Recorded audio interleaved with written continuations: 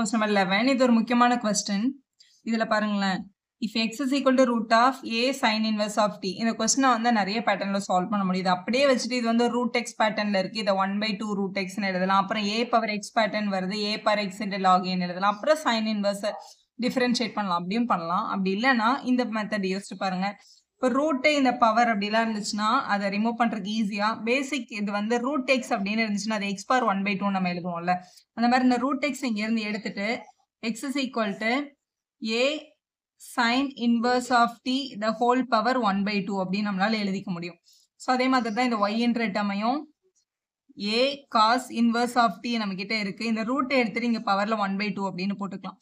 So இது ரெண்டுமே வந்து பவர்ல தான் இருக்கு. ரெண்டு பவர் தான் அவங்க ஆக்சுவலா மல்டிபிள் இருக்கதா அர்த்தம். இது ஒரே டேர்ம் தான் அப்படி பார்க்கும்போது. ஸோ இந்த பவர்ல இருக்கிற டேர்ம் கீழே இறக்கணும்னா நம்ம கிட்ட லாக் இருந்தால் தான் முடியும். ஏன்னா லாக் இருக்கும்போது தான் பவர் டிஃப்ரெண்ட்ல எடுத்துட்டு போக முடியும். அதனால நம்ம என்ன பண்ணிக்க போறோம்னா ரெண்டு டேர்முக்குமே take log on both side. ரெண்டு பக்கமும் நம்ம லாக் எடுக்க போறோம். ரெண்டு பக்கமும் லாக் எடுத்துக்கலாம். ஸோ எக்ஸ்ன்றதை வந்து லாக் எடுக்கும் போது லாக் எக்ஸ் அப்படின்னு எழுத முடியும். இங்க வந்து log of a to the power sine inverse of t இங்க 1/2 இங்க மல்டிபிள் இருந்தது இங்க வந்து பை 2 அப்படின்னு போட்டுக்கோங்க. அதே மாதிரி இந்த ஒய்க்கும் வந்து லாக் எடுத்துக்கலாம். ஸோ லாக் எடுக்கும் போது log y is equal to log of a to the power cos inverse of t by 2 அப்படின்னு போட்டுக்கலாம். ஏன்னா இங்க ஒரு 1/2 மல்டிபிள் ஆனதுனால நம்மளோட லாகோட ரூல் படி லாக் ஆஃப் ஏ பவர் எம்னு இருந்தால் அந்த எம் அப்படி முன்னாடி எழுதிக்க முடியும்ல. அது மாதிரி இந்த பவரை ஃப்ரண்ட்ல எழுதிக்கலாம். ஸோ நம்மளோட கொஸ்டின்ல இந்த லாக் எக்ஸ் அப்படியே இருக்கு. இட் இஸ் ஈக்குவல் டு இந்த டேர்ம் முன்னாடி போயிடும். அப்போ sine inverse of t by 2ன்றதை முன்னாடி எழுதிட்டு இங்க லாக் ஏ அப்படின்னு போட்டுக்க முடியும்.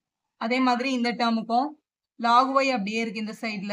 இங்க இந்த cos inverse of t by 2 முன்னாடி எடுத்துட்டு வந்துட்டு cos inverse of t by 2 times log a அப்படின்னு எழுதிக்க முடியும். ஸோ இப்படி எழுதிடலாம். ஸோ இதை வந்து டிஃப்ரென்ஷியேட் பண்ண போறோம். பண்ணும்போது இங்க பாருங்களேன், இது ஒரே ஒரு ஸ்டெப் இப்படி எழுதி வச்சுட்டு அதுக்கப்புறம் டிஃபரன்ஷியேஷன் ஆரம்பிங்க. Log x is equal to ஏன்னா இதுல இருக்க இந்த லாக் ஏ அப்படின்றதும் இந்த 2வும் வந்து வெறும் நம்பர்ஸ் தான். ஏன்னா அவங்க நம்ம டிஃபரன்ஷியேட் எதுவுமே பண்ண தேவையில்லை. நான் ஒரு கோஎஃபிஷியன்ட் அது அங்கேயே தான் இருக்க போகுது. அப்போ லாக் ஏ பை 2 அப்படியே தான் இருக்கும். இந்த சைன் இன்வர்ஸ் ஆஃப் டி மட்டும் தான் நமக்கு என்ன ஆகும், டிஃபரன்ஷியேட் ஆகும். அதே மாதிரி தான் இங்கேயும் லாக் ஒய் அப்படியே இருக்குங்க.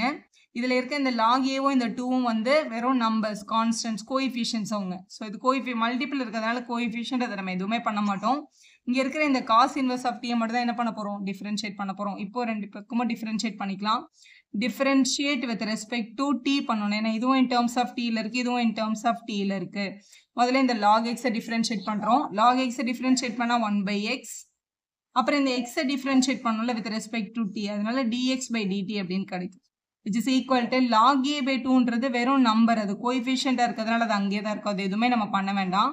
sin inverse of t யோட டிஃபரன்ஷியேஷன் எடுத்து 1/√(1 minus x squared).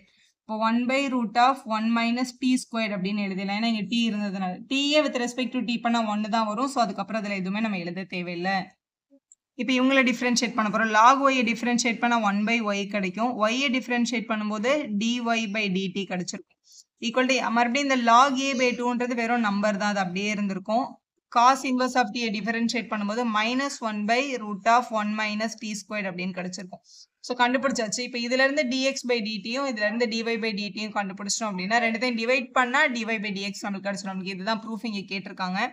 டிவைட்ல இருக்க x அந்த பக்கம் போனா என்ன ஆயிடும், மல்டிப்ளை ஆயிடும். அப்போ dx by dt is equal to x times log a by 2 1/√(1 minus t squared) அப்படின்னு இருக்கு கொஸ்டின்ல. இதே மாதிரி y அந்த பக்கம் எடுத்துட்டு போய்க்கோங்க. So dy by dt is equal to y times இங்க மேல வந்து log a by 2 இருக்கு -1/√(1 minus t squared) கிடைச்சிருக்கு. ஸோ எழுதி முடிச்சாச்சு. இது நம்மளோட dx by dt, இது நம்மளோட dy by dt.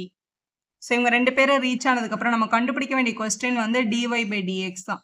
So dy divided by dt, அதாவது dy by dt யோட வேல்யூ நமக்கு தெரியும், dx by dt யோட வேல்யூ நமக்கு தெரியும். ரெண்டுத்தையும் டிவைட் பண்ணிட்டோம் அப்படின்னா நம்மளுக்கு dy by dx கிடைச்சிரும். ஸோ dy by dx நம்ம கண்டுபிடிச்ச ஆன்சர் இங்க செகண்ட்ல இருக்கு.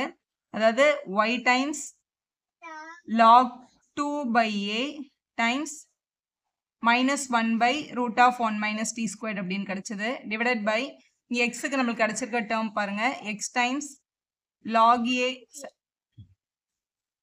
இங்கே log a தான், log a by 2 இங்கே 2 தான், 1/√(1 minus t squared) அப்படின்னு கிடைச்சிருக்கு. இது ரெண்டும் ஒரே மாதிரி இருக்கு பாருங்க பார்க்கிறதுக்கு. log a by 2 இங்கேயும் log a by 2, இங்கேயும் 1/1 மைனஸ் டி ஸ்கொயர், இங்கேயும் 1/1 மைனஸ் டி ஸ்கொயர் கட் ஆயிடும். இங்க மேல ஒரு மைனஸ் மட்டும் எக்ஸ்ட்ரா இருந்திருக்கும். அந்த மைனஸ் மட்டும் அங்கேயே இருக்கும். அப்ப மைனஸ் y பை எக்ஸ் அப்படின்னு கிடைக்குது. அதுதான் நம்மளோட dy பை dxோட ஃபைனல் ஆன்சர். நம்மளோட கொஸ்டின்ல பாருங்க, அதான் நம்மளோட ப்ரூஃப்க்கு கேட்டிருக்காங்க. அவ்வளவுதான். இதான் நம்மளுக்கு வந்து ப்ரூஃப் நம்ம கிட்ட அவங்க கேட்டிருந்தாங்க. ஸோ ஹென்ஸ் ப்ரூவ்ட்னு எழுதி சம்ம கம்ப்ளீட் பண்ணிருங்க. வீடியோ யூஸ்ஃபுல்லா இருந்தா ஒரு லைக் போடுங்க, உங்க ஃப்ரெண்ட்ஸ்க்கு ஷேர் பண்ணுங்க. Subscriber channel for more videos.